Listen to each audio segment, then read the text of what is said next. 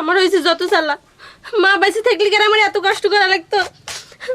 বিয়ের দিন থেকে শুরু করি রাধরে রাধরে, বর্ষাঘরের দিনকার রাধে খাওয়া, সেই যে রান্না করতেছি, শ্বশুর বাড়ি আমার রান্না করা লাগে, বাড়িতে আইসি তাও আমার রাধে খাওয়ানি লাগে।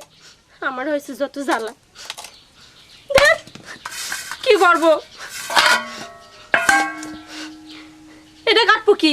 এটা কাটার দরকার কি? এটা মুখের মধ্যে দিলে তো একদম মুখের মধ্যেই চলে যাবি। জ্বালাই আর বাসি না।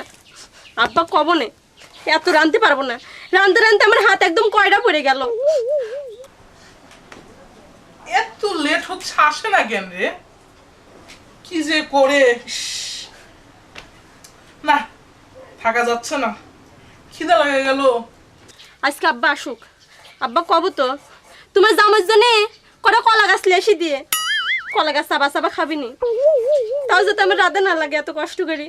ওই দেখো আবার চুলিটা নিবি যাচ্ছে। আমি আর কি করব, কোন দিক যাব? কই কেউ আছে নাকি? এই তো দুলা ভাই, আপনার জন্য খাবার আনতে একটু লেট হয়ে গেল। শালি, খাবার কি আনছো? তার কাছ থেকে শুনলাম আপনি নাকি এগুলো পছন্দ করেন, তাই জন্য তো নিয়ে আসলাম।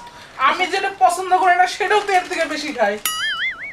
আর কই কি? এটা কি চানাচুর? হ্যাঁ। খাবা? না, আপনি খান। চাইলেও দিতাম না।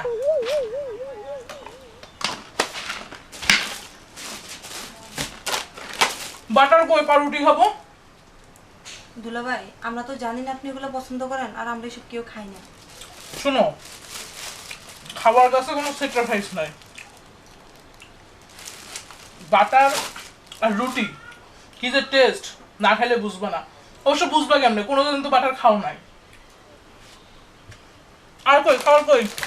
শোনো, তুমি তোমার বোনকে বলবা, আর যা যা আছে আমার ইউটিউবে হচ্ছে না, হ্যাঁ আরো লাগবে খাওয়া।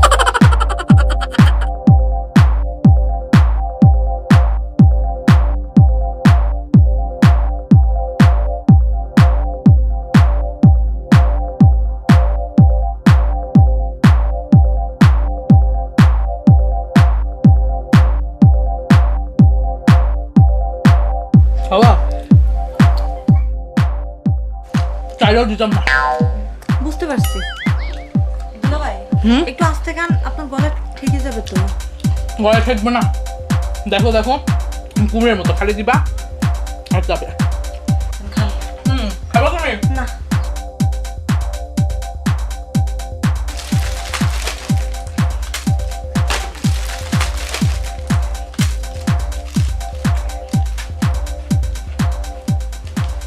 শেষ দা, আমান।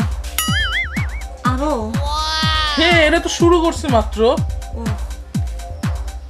তাড়াতাড়ি তাড়াতাড়ি। এটাই যদি শুরু হয় তাহলে শেষ কোথায়? যখন করবো তখন দেখবা, যাও।